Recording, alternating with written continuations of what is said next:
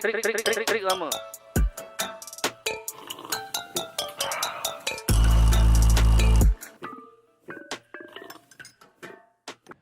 Okay, guys. Hello, Rocky. Hello, Zainul. Yes. Hello, Terence. How you guys doing? Yeah, good.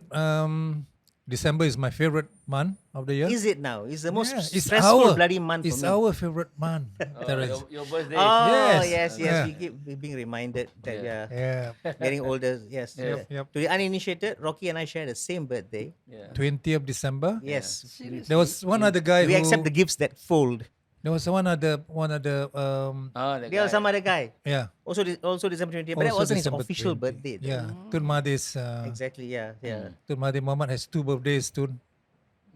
Oh, we have not introduced you, so. Oh yeah. Yeah. Please. So yeah, we got a Please, bit ahead Terence. ourselves, but guys, we are in the League of Extraordinary Gentlemen today. We have with us 2 special guests, distinguished members of the bench. I'll get right into it. Former Chief Justice Tun Zaki Azmi, and we also have the former federal court judge, and I think he was also the managing judge of the civil courts of Kuala Lumpur, Justice Tan Sri James Foong. Gentlemen, thank you so much for joining us this afternoon Thank- on Trick Lama. Yes. Welcome. Tun Zaki, Yeah, thank you very much. You're most welcome. Tan Sri James, Yep, thanks for all ready to go. for Yeah. joining us. The welcome should come at the end. The thanks should come at the Yeah. end. And my welcome to comes to Once the a judge, end. always a judge. Yeah. He would have thrown you out of court. Ah, yeah. Yeah. For contempt and other things. So, can you please tell us what have you 2 gentlemen been up to since you retired from the bench? What, a good 10, 12 years ago? Actually, Tanzi James is 6 months younger than I. So I left in September 2011. Tanzi James left in something like March or April 2012.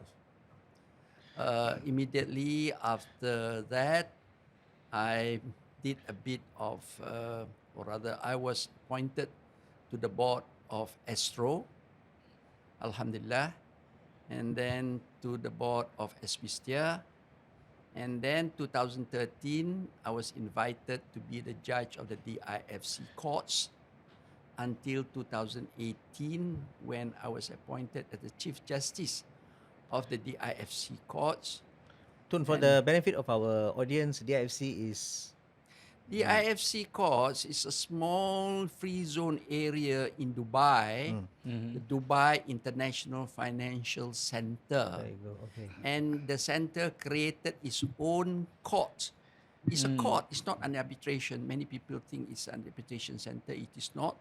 It is a court that cases where disputes arise between parties who enter into contract within the DIFC, the Dubai International Financial Center, cases will go to the DIFC courts. But later on, anybody anywhere around the world who agree in the agreement that in case of dispute, they go to the DIFC courts, then those cases will come to the DIFC courts. Tan Sri James, you also you're also still somewhat involved in the judiciary in arbitration. I think you wanna Yeah. just tell our listeners about it. I did not realize that my 22 years in the Malaysian judiciary have been taken into consideration by a lot of people. I did not realize that I've been judged by the public during this 22 years. How I perform, how independent I am, how biased I am towards certain things are all taken into consideration. This will become apparent, or this became apparent when I came out after retirement, seeking a path as to what to do next in life. So naturally, being a lawyer before, I applied straight away for a practicing certificate, legal practicing certificate to become a lawyer. So, if you have been recently retired, especially up to the highest level in the Malaysian judiciary, that is the federal court, you are quite sought after. Thinking, the litigants and the lawyers think that you know more and you are Which in able fact to you give should. them. Which in fact you should be knowing more than the other judges in the court. But I did ask this particular question whether it's because I know more that I'm selected, until one client came up to me and said that, I tell you why you're selected. I said, why? You know them all. What do you mean you know them all? You know all all the the- judges all the up judges. there, you know them. Yeah. You can Yeah. speak to them. I so said, when- oh, we don't work that way, you know. I can only tell you what they think or what I think reflected on their thoughts. But the perception is that number one, you know more. Number two, you know them all. Number three, because you have reached that level with a title, you should be able to get me out of any trouble. I.e. win. Win at all costs. Tun, I would just like to ask about the current. You're talking about you decline comment about Chief Justice, the current. But how do you? There are several issues that we as an ordinary citizen see. For instance, the number of judgment, for example, during the onset of the 2018, when the Pakatan Harapan government came into power, there was slew of arrests. A lot of people were arrested and a lot of people were confiscated.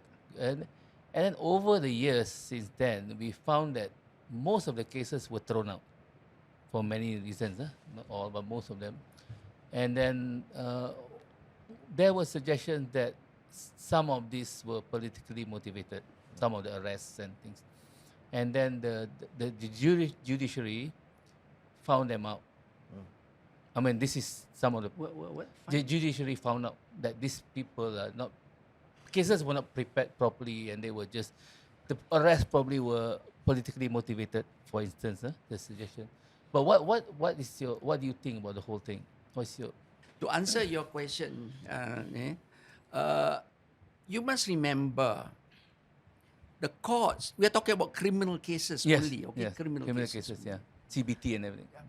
The courts is the last part of the actions that is taken from the day the person committed the offense or alleged to have committed the offense to the courts. First, the police or MAACC investigates. And in investigation, they look at evidence. What the police do is they take an offense, say CBT. What are the ingredients you have to prove CBT? They look that you have to prove A, B, C, D, E, F, G. They look at the witness statements, the documents, the papers, the communications, everything. Then they say, yes, there is evidence. But you cannot forget the burden, the duty of the prosecution is to prove beyond reasonable doubt. Maknanya the responsibility of the prosecution is very, very, very high. Unlike a civil case, it's like a 50-50. So after that, the case has to go to AG, Attorney General's Chambers.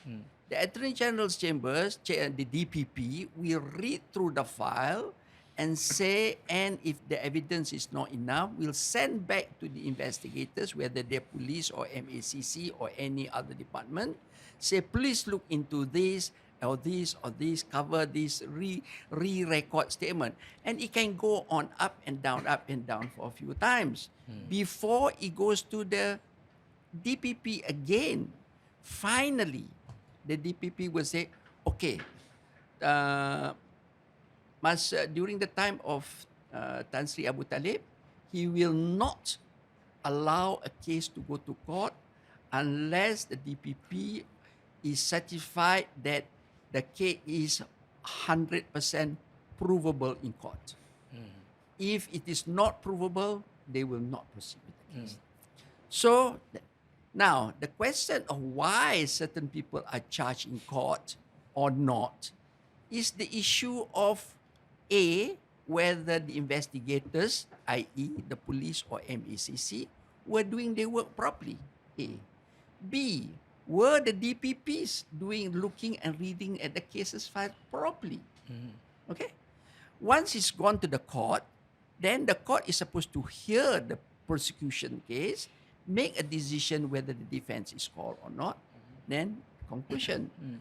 But in between that, as you suggested just now, cases were withdrawn. Well, that is not the court's jurisdiction. The court has no power. The court has no power to, well, the court can direct the prosecution to consider withdrawing the charge if it is satisfied that looking at a charge and what was supposed to have been done doesn't disclose an offense. The charge says something, and then you look at the charge, even if it is true that this fellow did something, that act is not an offense. So the judge has got a right to throw the case at that stage. The CPC allows him to do that.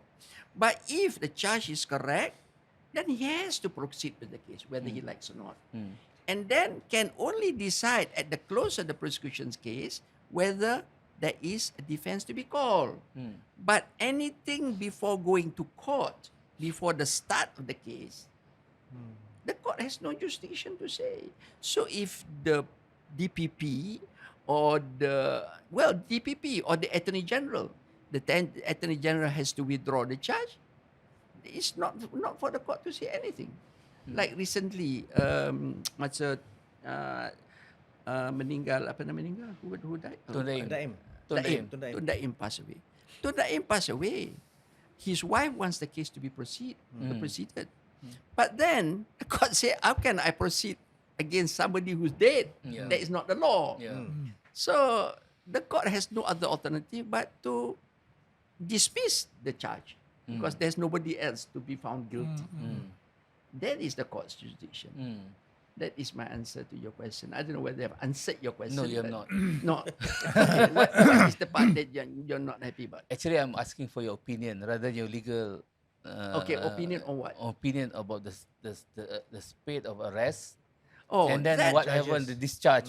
It's very difficult for me. Okay, we can speculate. Yes. We can speculate that these people they're taking nak hantam balas orang kata nak balas balik Balas dendam. to balas dendam against ni. Possible. But that is why we need very strong, powerful, independent investigators and strong, powerful, independent public prosecutor to decide.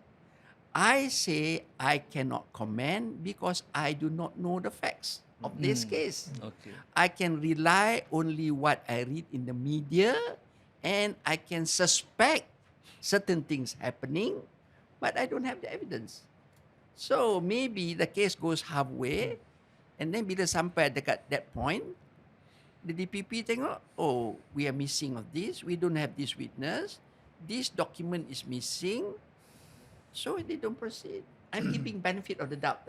Benefit of the doubt to the investigators. You know, so to conclude that they are abusing, they are misusing their powers, they were biased, it's a bit difficult for me to say. Or they deliberately screw up the case lah. Possibly. You can, of course. But I- what do you say? I've had occasion to say, I wouldn't mention the name of the case. I would say, proceed with the case and send a stupid DPP to prosecute. Send a stupid DPP to prosecute. The person will be acquitted. I've got another scenario, not the political prosecution as Datuk Zainal is trying to put forth, but maybe Tan Sri, if I could ask you, this is, you don't need to know the facts of case. I'm referring to the color orange. I've got a couple of friends, politicians, non-politicians, who have been been made to wear orange, and They don't look good in orange. No, no. and then brought to court, and later on, 2-3 weeks later, found there was no case against them. You know, that orange baju orange ni, is it fair? Is it justice? Is it justified to use orange as in the cases of MACC? And because that sticks when you get your picture, you get and your you picture parade it- taken, You parade it to the media. and people will always remember, oh, that guy was in orange. He couldn't even look. He was so big, he couldn't even. But they couldn't even find a shirt his size. You know. Yeah, Should we not get rid of this orange color, yeah. Tan Sri? Actually, But before you go to your question, yeah, sorry. I think you were directing.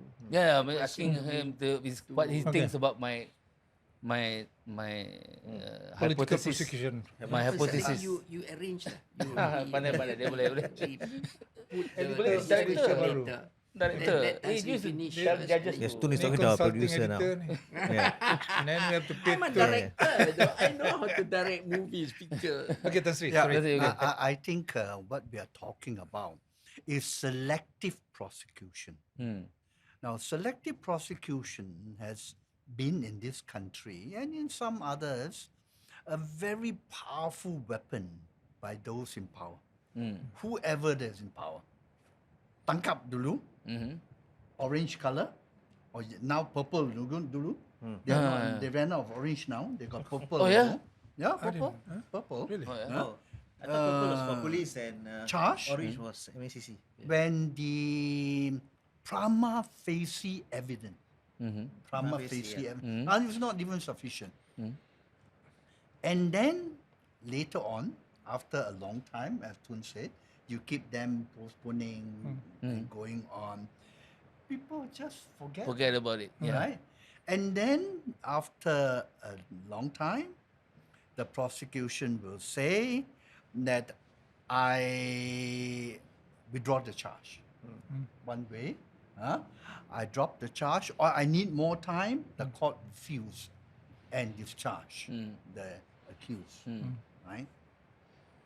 I think this is one of the methods used by whoever who is in power. Is one of the weapons. There is a remedy. I feel that there is a remedy, and that is where Tun Zaki's, reformacy in the judiciary comes in. Now, if your courts are very efficient, okay, 2 weeks for the next mentioned date, you come up. DPP, are you ready? DPP stands up and says that no, I You're need not more ready, time. yeah. No, you discharge not amounting to an acquittal. You discharge the person. But when your courts are inefficient, you get a lead drag on, and the charge keeps hanging over the head, and then the thing goes into trial, and when the case get thrown out, you know who they blame? The courts. I didn't throw out the case, the court threw out the case. But actually, it is due Yeah, to inefficiency. the inefficiency of the Of the prosecution prosecution. due to insufficient evidence, or they are not ready to prosecute, or even withdraw the recent case. So the court gets to blame. And I know of one former prime minister who loved to use this. We got so many former prime the ministers court, still alive. the court. Yeah. I didn't do anything. I think I that's think what it's- that is the perfect. What Tan Sri just said is perfect. The court merely decides what is brought before it. Previously, the parties control the speed the case is moving. The prosecution, the plaintiff or the prosecution can delay, the case can move on. The defense can also delay and it takes longer. But at the end of the day, the court, as Tan Sri like he said, the judge, magistrate must be daring enough to put his foot down and say no. The case is going to proceed next week, ready or not. Otherwise, I'll throw the case out. how many are daring to do that? Yeah. So now you go to your So orange shirt. follow his Yeah. orange That The, orange. I did, when this thing came out, I did make an observation and I spoke to those supposedly in power.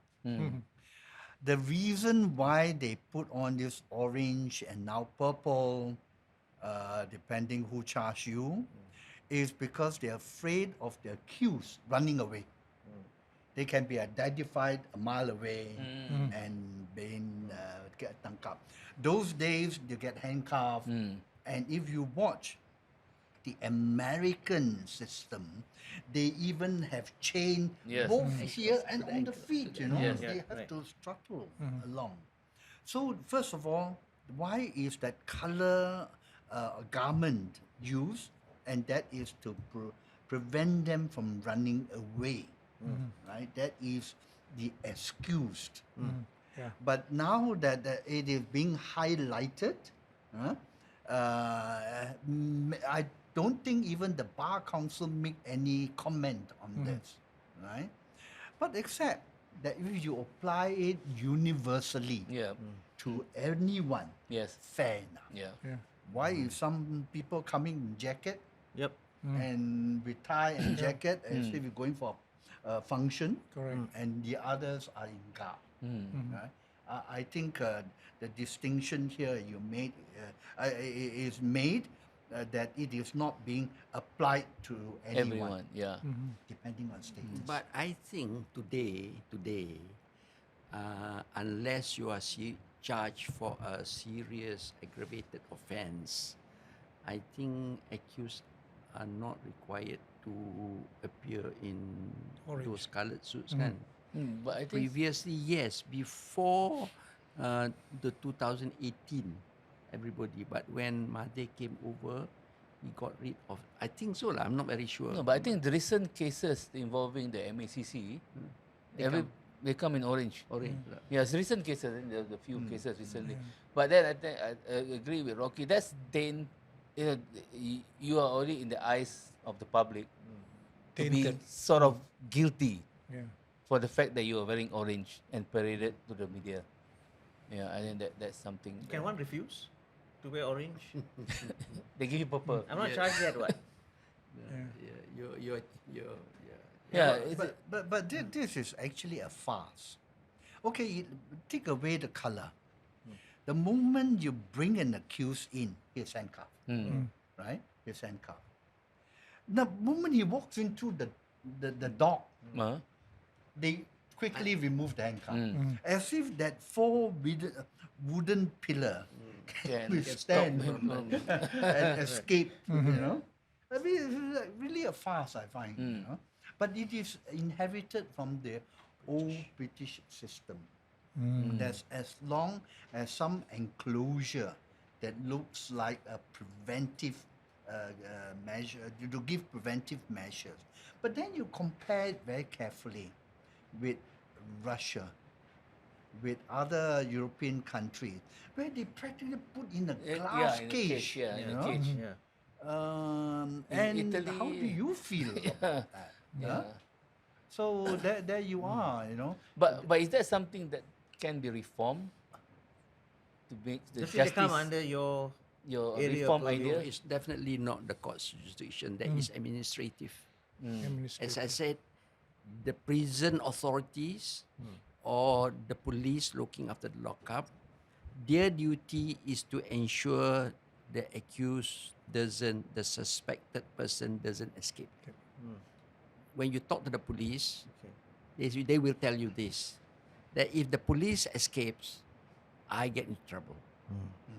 So at the same time, you don't allow me to handcuff him. Or you don't allow me to do this and that. So how can you ask me to prevent him from running, and at the same time don't allow me to do all these things?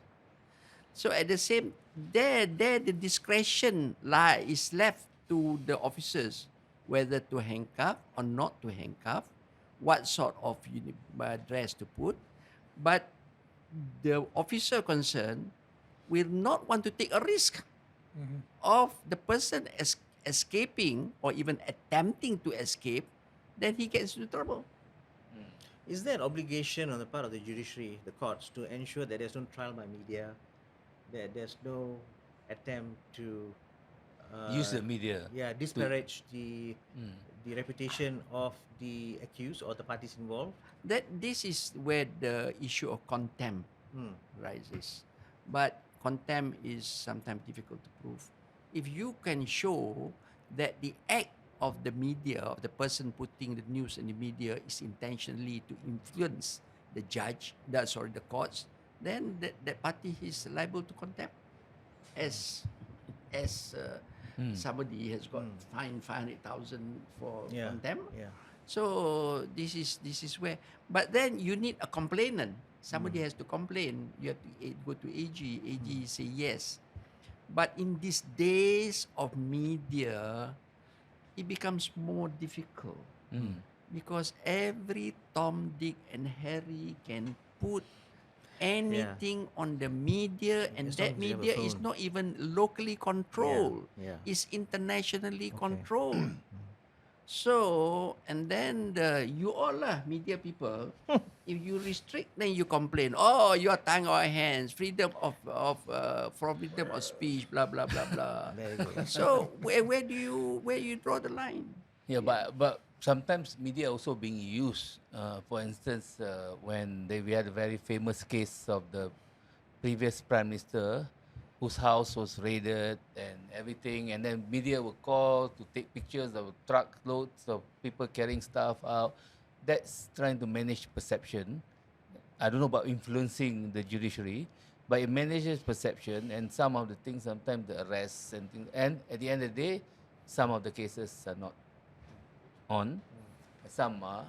So that's the thing. If you say that the media is, I'm not defending the media, but obviously it is, of course, if you have something to show and you make it an effort to show, the media will turn up. Isn't that possibly an effort to influence? Say you're going to... To me, if you ask me honestly, I'll say this: the government in power at that time, you're talking about 2018, Yeah. was so very, very upset about what had been happening before that, that they want to publicize what the previous government had done. A. B. The pictures and the videos are genuine pictures and videos. They are not made up. They are not Photoshop. So those are news, you know.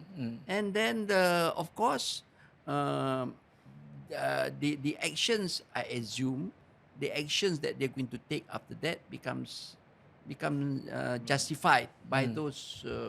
There's evidence. But picture. politics being politics, they say today you are enemy, tomorrow you become friend. Today you are friend, tomorrow you become enemies. That is politics, particularly in Malaysia. Yeah. Trial by media, the British common law has got all the mechanism to protect and to prevent. Number one, defamation. You say anything wrong, you sue for defamation. The editors will vet through it before it's being published. And then you have the government, the police will charge you for malicious prosecution or interference. So all these are there. But now, as Tun said, the social media platform is so powerful that anyone, Tom, Dick, and Harry, can send a message. I think as far as the law is concerned currently, is going to go into pieces. The only way to prevent it are the five big boys, the platform owners, Meta, Instagram, Yeah. TikTok. And that is where I am fully supportive of the Australian action on the under 16. Yeah. That is only, in my view, the first step.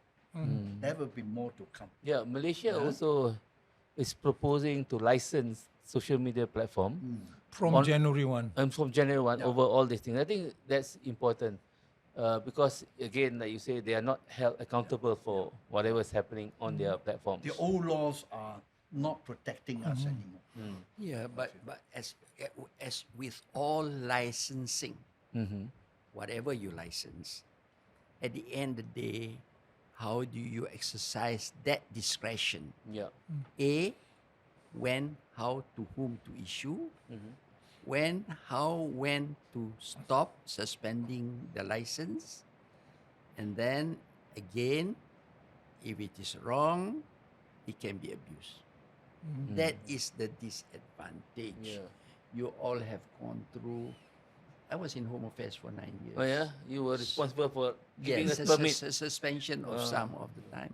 There was a Staff- time when we published without permits, no? Because we waited for Home Ministry to come up with a reply. So every January first few weeks we are publishing illegally in the newspapers. There is Watan being suspended. Oh, yeah. There was staff being Yes. suspended. But you didn't suspend NST because There were economic Far Eastern Far Economic Eastern Review, yes, Review, Asia Week. yes, Those young people do not know about this lah. yeah, no. But They we don't even know how that. newspaper looks like. And then newspaper Asia Week, Far Eastern Economic Review come out on Friday.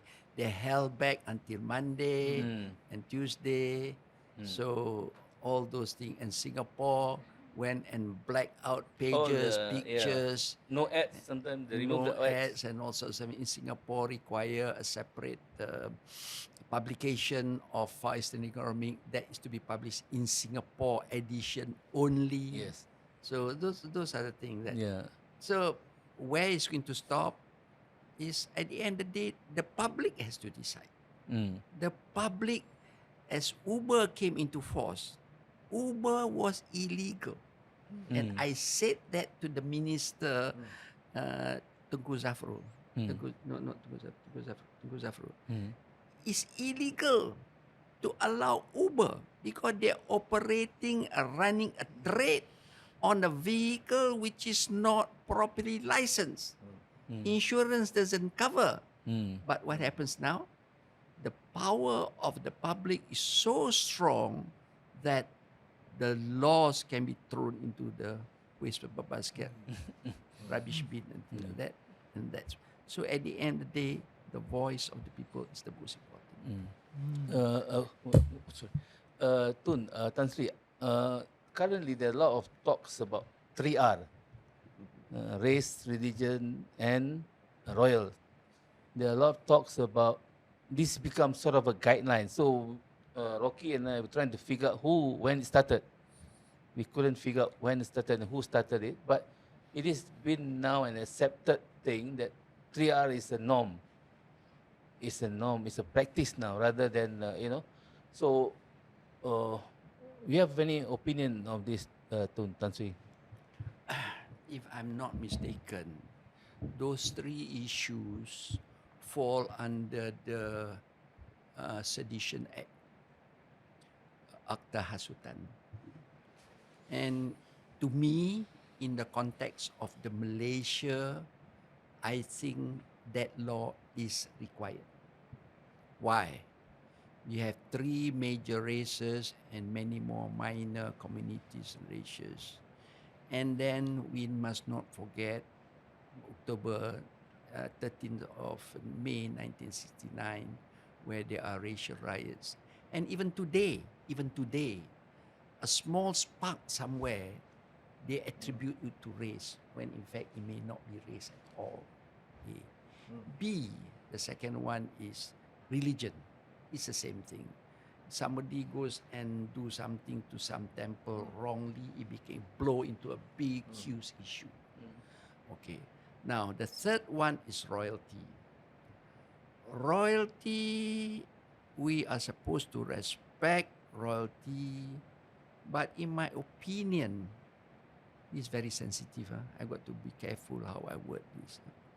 I think royalty is part of the government, and the public should be allowed to express their views in a way that does not make people disrespect royalty, but if the royalties does something which is not good or right for the nation, then I think it's only correct that we, the public, should be allowed to express their views, but not to the extent, be very careful, not to the extent of creating disrespect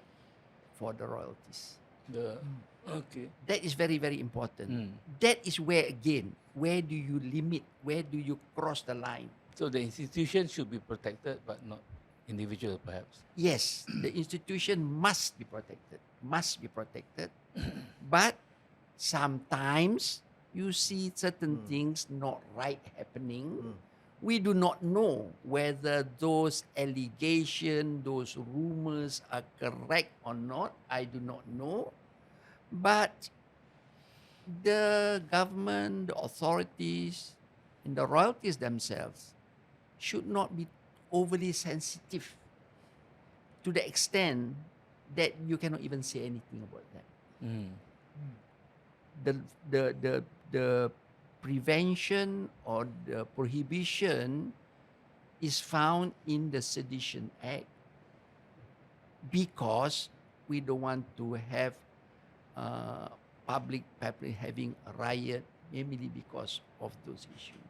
I think those three things, to me, somebody asked me many years ago, what do you think of Akta Hasutan? My stand had been and will stand today is Akta Hasutan or Sedition Act must be retained. The question is, how do you enforce? How, when you exercise discretion to enforce it, how do you enforce? Don't abuse it. That's all. But the law is a good law. In the context of Malaysia, we need the law. You agree that, Tan Sri? But I think the 3R is actually a propaganda exercise. Virtually telling the people these are the three sensitive issues. Be careful. But I, being a lawyer, I'm illustrating what and following up what Tun said. Don't make any laws when you cannot enforce it. So when you come to these 3Rs, which are the law are you going to prosecute the person in? Even you take Sedition Act, as Tun said, there are many provisions in the Sedition Act, and there are many elements to be fulfilled and qualified. Can you qualify them when you charge a person for sedition under, let's say, one of the 3Rs? I don't think they can, if you look very carefully. And if you judge that there are many very clever people out there who can push right to the limit, and come into these gray areas. And that is when I challenge you in court, that it may mean something else. Yeah. So I think that this 3R is a good, as I repeat, propaganda exercise. Keep everyone in mind, not to cross the red lines again. And if you do venture into it, be careful.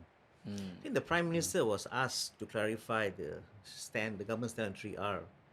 So he said, if I remember correctly, he said it's not that it's totally off topic, but you don't insult, you don't threaten, jangan maki hamun, but we can have a vibrant, sensible discussion about royalty, especially.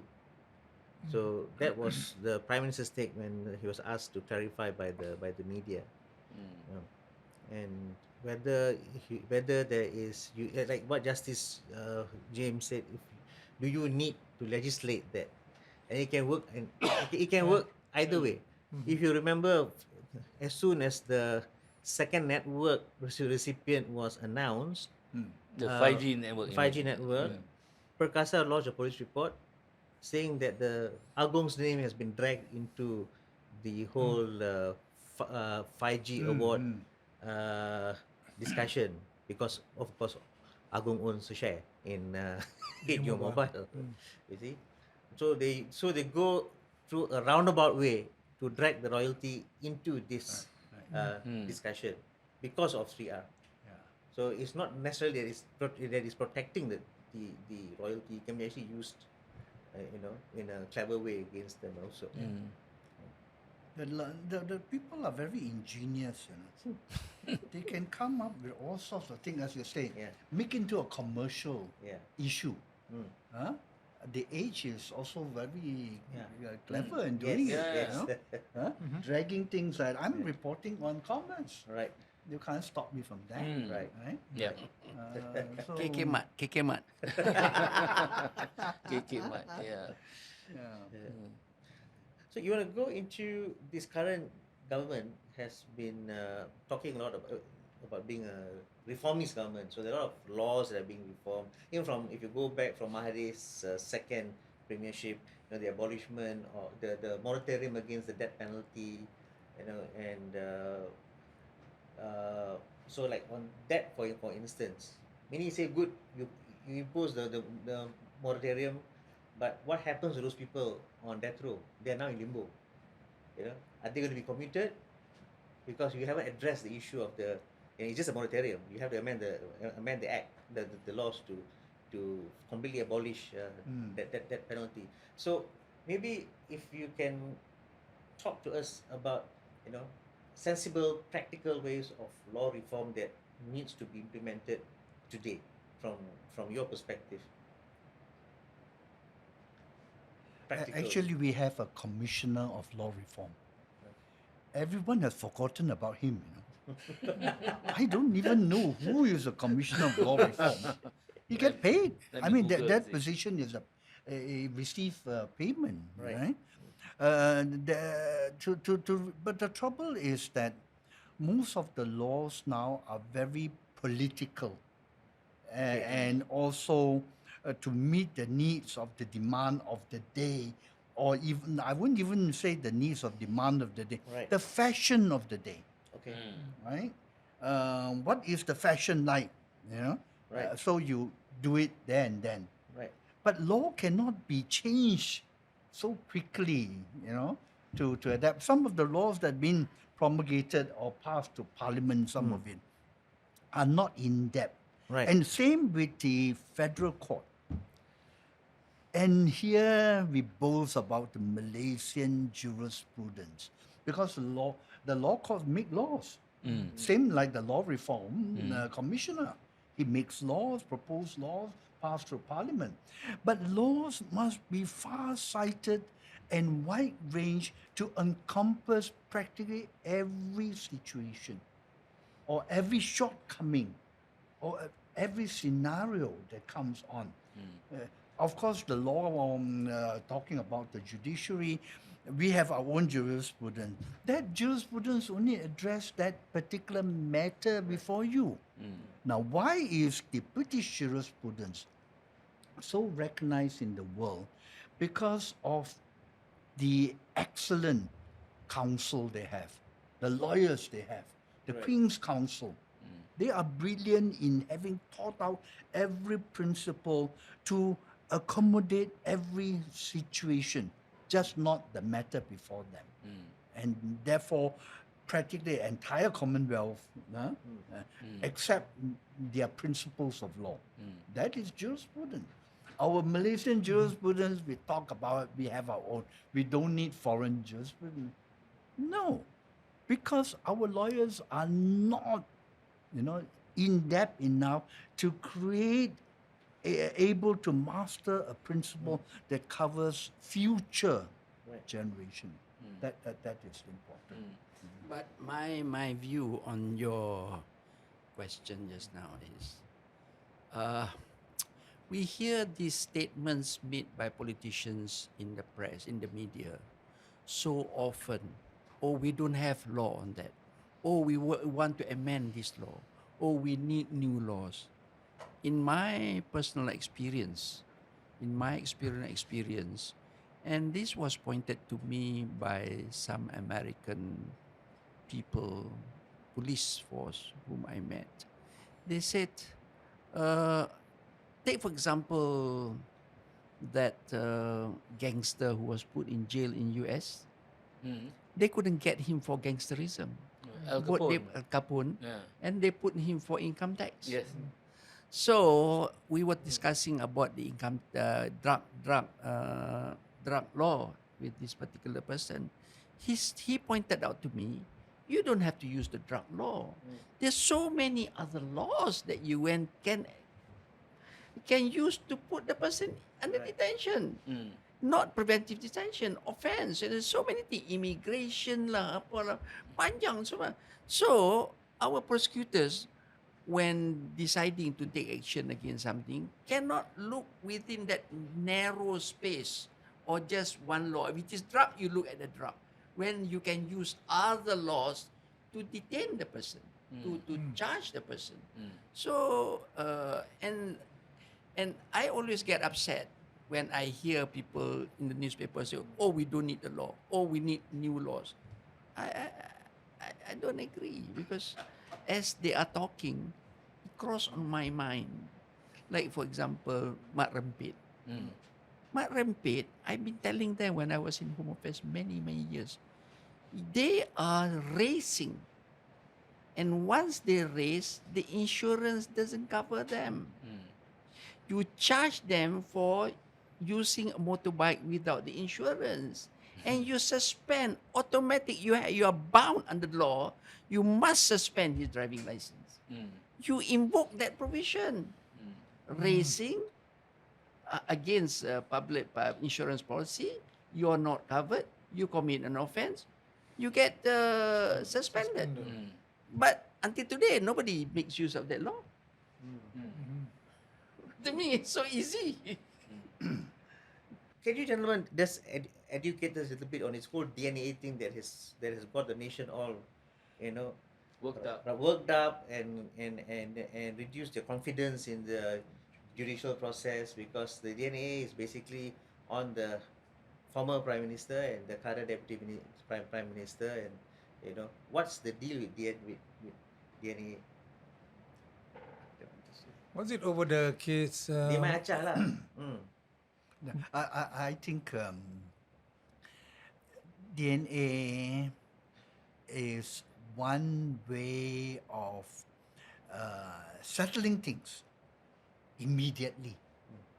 It is good for the accused, like Rocky. I walk away feeling good. How many people really bother to find out what this DNA means? This charge not amounting to acquittal. Only lawyers, and now they're being referred. I think Rocky has all forgotten what happened to him. My How case? many years? 15 years now? My case, I think safely 14 years lah. 14 years, right? 14 He's walking years. a free man. Yeah. He goes to Europe, do his cycling. Mhm. So I feel that this is one remedy very suitable for Malaysians. Why I say so? Because we have got a short memory. Events come, what's next? More current affairs, But unlike some other Western countries like Australia and England, DNA over my head, I will take you right to the end. I want to clear my name. But in Malaysia, we are very short-sighted, if I would say. Immediately, the koyok attached to the arm for the cut, cured. I can't be bothered with it, There's life to live. There are many ventures to enjoy. Correct. Yeah. So I think DNA saves a lot of time, but yet the authorities still have something hanging over your head. That's right. Just in case. But DNA is only for that particular same offense. Not the saying that you can be charged. You can be charged with any other offense if you commit a fresh one, right? It doesn't mean that you are discharged altogether. But no one bothers. I find. Good for the DPP. Accused walk out free. Defense lawyer will give his speech outside the court, telling how great it is, right? How great he is. But if there's fresh evidence that pops up later, I don't think it miraculously is. comes Of course, up fresh into the- evidence yes. is always able to renew the case Right. in any case altogether. not specifically DNAA also. No. Okay. But of course, it was more relevant Right. if it is. So it can be used as a political tool to get you in line, hold you by the collar. It It can be can. abused. It can. It is a quick remedy, Right. right? Everyone blames the court, as I said. It was the court, not me. You know, withdraw the charge. Also blame the court. The prosecution withdraw the charge. It's the court who frees him. But in this case, in the case of the former prime minister and deputy prime minister, the court was very clear about why the DNA was administered, and which is the prosecution failed to come up with the evidence that the court required of them. Or Shouldn't diplomacy like- stood up the case. Yeah, lah. but shouldn't like Tun said, in my case, for example, I could go to the court and get the acquittal. Acquittal, yeah. So in this case, shouldn't the former prime minister and the deputy prime minister, the current deputy prime minister, go to court and say, if it is the prosecutor's fault, shouldn't we be acquitted? you know? Yes. I think my advice is go to court and tell the court, I say, look, I cannot keep on continuing like this with the Damocles sword hanging Damocles, yeah. over my head, forever. You have to decide whether you have to proceed against me or not. Correct, If you don't want yeah. to proceed with me, acquit me. Otherwise, let's proceed with the charge. Yeah, because it is not the court's fault. Yes. It is not the accused doing. So It's the prosecution and the investigators. But I like to point out one thing. Okay, you were saying that there is an explanation by the court. yeah. Where is the explanation? Last column. When the whole article comes out, it is tucked towards the end. You're right. You're right. Yeah. Right? Yeah. Who reads to the And, end now? and like you say, we forget. We We forget, forget, we or don't even read. we conveniently skip that. You know. The whole thing is actually toward the end. Towards and the then end, correct. we all now know that the concentration of a reader is only, 3 minutes. Right? We all know that. So who is going to read to the end? Except people like us. Yep. What does the last column say? I don't The explanation. Explanation was at the is end. always at the end. At the end. Like the headlines will carry, Prime Minister, Deputy Prime Minister, Correct. walk out of court, Yeah. a free man. Court or whatever. freeze. Something like that. DNA, So how many would read and the explanation? Yeah, I think so. That is the nature of newspaper. That reminds me when I was a prosecutor, I was in Ministry of Home Affairs. Karpal used to file in a lot of habeas corpus, after habeas corpus. And then when I know as in Home Affairs, I was acting for the police or ISA, I know his affidavit does not disclose everything. So when I apply disclosure of certain affidavit, I go before Harun Hashim. Harun Hashim say, habeas corpus dismissed. But that part is not reported. Yeah. When he filed the case in court, headline, 14-year-old boy alleged wrongful detention, blah, blah, blah, blah, blah. When he withdraw, 1 week later, 3 days later, no news. You know what I did? At that time, we are Home Affairs. We control the newspaper. So I told, what's his name? That boy, press officer. I said, tomorrow, can you get the press to be in court? So when I went to court the next day, I say, what are you doing here? Tak tahu lah, boss. Apa ni, my boss will tunggu tengok. Okay, you wait and I'll tell you what to do. So when Karpal, I filed my affidavit, Karpal withdrew his application for habeas corpus. I went back to the reporter. That is going to be the headline. Karpal, boy withdraws application for habeas corpus. You know what I mean? No? Yeah. So the headline is Karpal, Kar- not Karpal, yeah. the detainee withdraws application. Yeah. And it draws because the detention was lawful. Sekali dua, after that no more. No more. No more. I didn't have any problem with Karpal anymore. Okay, speaking of Karpal, before we wrap up, there was a story that you wanted to tell us about Justice James. Oh, That's right. James and the taxi driver. I think I better let Tan Sri James tell the story about No, Tan Sri yeah. James and the There's an taxi anecdote about driver. Tan Sri James Foong. Tan Sri No, driver. being my 22 years, it's not only all work, but as I said, it's adventure. Adventure. And the most the most serious encounter. Scary, Huh? scary. Serious encounter was when in my second year as a judge. When you are a rookie in the judiciary, you are thrown to the criminal division. And at that time, we were just doing 39B, that means dangerous drug cases, trafficking, Punishable with death. punishable with death. Huh? Because the High Court only Right. deal with capital punishment cases. So we were actually practically handing down sentences of death. lah. That penalty. Right? That penalty. Yeah. So I was then in Johor.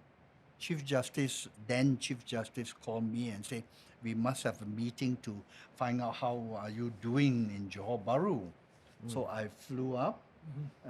My driver drove the car up. I flew up, stayed in Shangri-La Hotel. But that morning, my driver was drunk. He was seriously drunk, you know. So he didn't turn up. So I got to hail a taxi. So the first taxi came, I was on my jacket. He said, no, I have no aircon. He went away. Second taxi came. That went in. After about 20, 30 meters, he looked behind. You're a judge. So speaking to me in Chinese, I said, no. Pergi tu, tepi tu sungai, itu bangunan tepi sungai. Mahkamah. At that time, the High Court was in Jalan Raja. So after 20 minutes, he looked up. You're a judge. And I kept on telling him in whatever way, describing him. But every 20 meters or so, 20 yards or 20 meters or so, he stopped and looked in the mirror. Then he said, you think I can't recognize you? Whoa.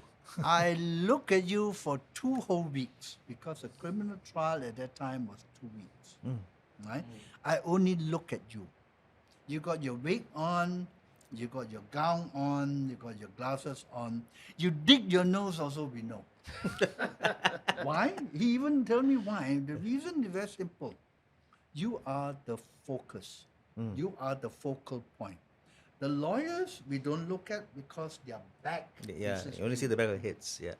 weaknesses because of the angle. Right. They only have a profile of the weakness.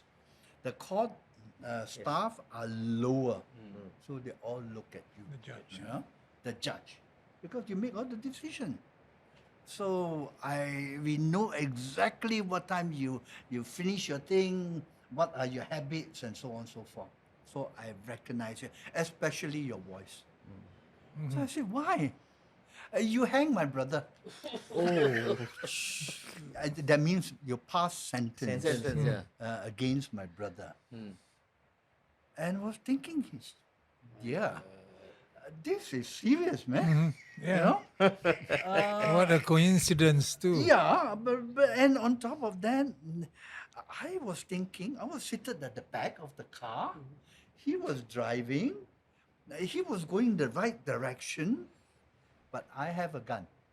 At that time, because doing so many criminal cases, we were advised to have a gun. I have a gun on my thigh, on my Your ankle.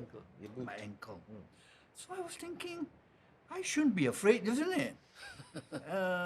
But anyway, only thing I can say, why? So then he said one thing, Josh, don't worry lah. My brother deserves to die. I said, "Oh, wait. Wow. What is this? My brother deserves to die. Yeah, that son of a whatever it is has cheated the entire family of money. And the worst, the latest, was cheated my mother of the only farmhouse they had to pay for his drug addict. Right?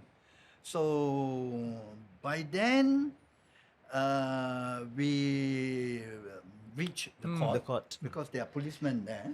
So I was quite safe. And I got out. I said, how much? For you, Judge, free. What a story. I drew $5 like chapot into the court. And then I went up to the Chief Justice at that time, Tan Sri Hashim Yopsani. I told him, I was shaking. Then I still remember, quite funny, yeah? He laughed. Then he told me something which is quite pacifying. You are a person in position.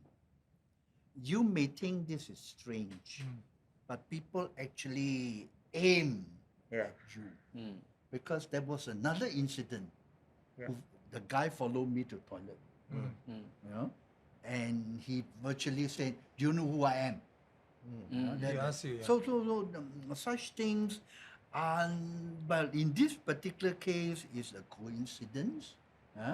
A scary one though it may be, but with the aid and with the comfort of having a weapon helps. But I thought you held to your firearm straight away. Sure you Firearm, yep. I felt it better. But of course, you know, we are not James Bond. You're James, but Foong. not James Bond. James Foong, that's right. You pull out the gun, you got to pull load, and then who will load the gun and shoot your own foot, isn't it? So that is one incident that is memorable. Okay. Wow. Actually, that reminds me when I was a legal officer in Home Affairs also. We used to do a restriction, detention, putting people, I recommend to the minister to detain people in Pulau Jejak. Then one night, I did receive a call. Dulu there's no handphone, house phone. Apa, you mau mati kah? You mau mati kah? So I told the Deputy IGP, Tan Sri, and then he was Datuk lah, Ismail. So he says, Zaki, if you are scared of that, don't do the job. Resign. Senang eh? Yeah. Resign. So I just Yeah. What an advice. But I suppose we still need judges Of for course. the very fact that there are a lot of dispute and things like that. But thank you very much for sharing your stories. I think it was very, very enlightening, and for us also to learn a few things, also about you guys, how you were. Yes. So that's so everybody. That's our show for this evening.